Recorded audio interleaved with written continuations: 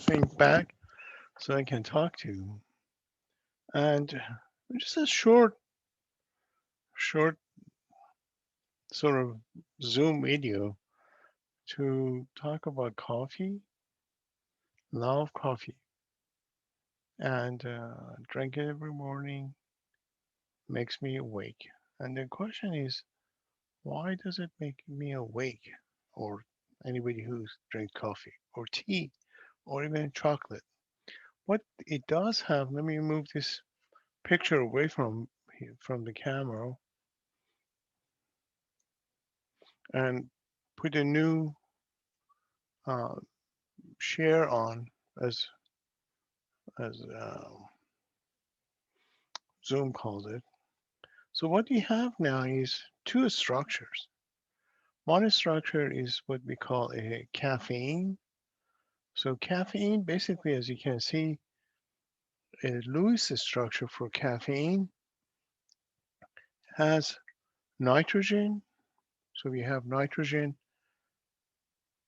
one, two, three, four nitrogen. Methyl groups, we call them, a methyl group here. We call them a six-member ring here and a five-member ring here. If you count, we're going to practice that. It has 8 carbons, 10 hydrogen, 4 nitrogen, and 2 oxygen. Now, on the left side, I drew a hormones and a molecules is in our blood actually. Not sure how to pronounce it, but let's say we call it adenosine.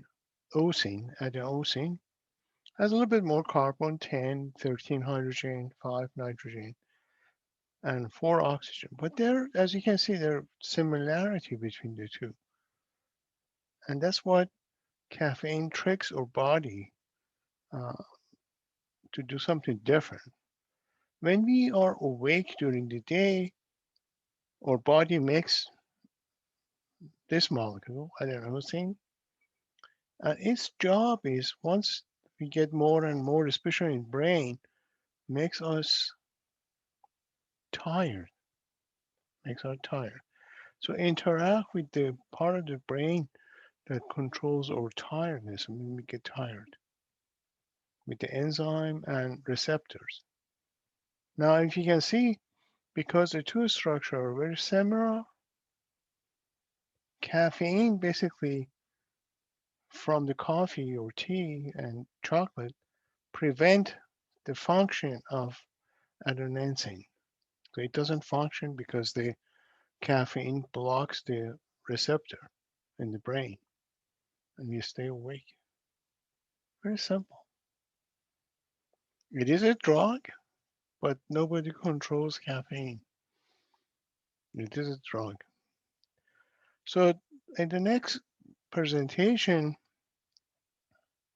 I like to talk about the once we make the coffee, I like to talk about the each cup basically has 100 to 150 milligrams. I like to talk about again number of moles.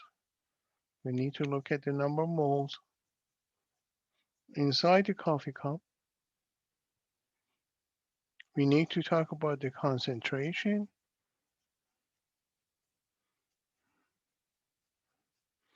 and extraction. How do we make coffee? We do a process we're going to learn we call extraction. So from the coffee bean, we do extract the caffeine and other chemicals.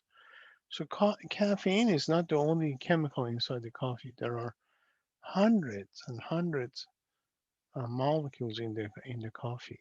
Some of them for smell, some of them for taste. A lot of sulfur compounds we're going to talk about. For this time, we just talk about the caffeine, adenosine, which I cannot pronounce its name, and the effect of the caffeine to prevent this molecule to do its job, to make us tired. Thank you.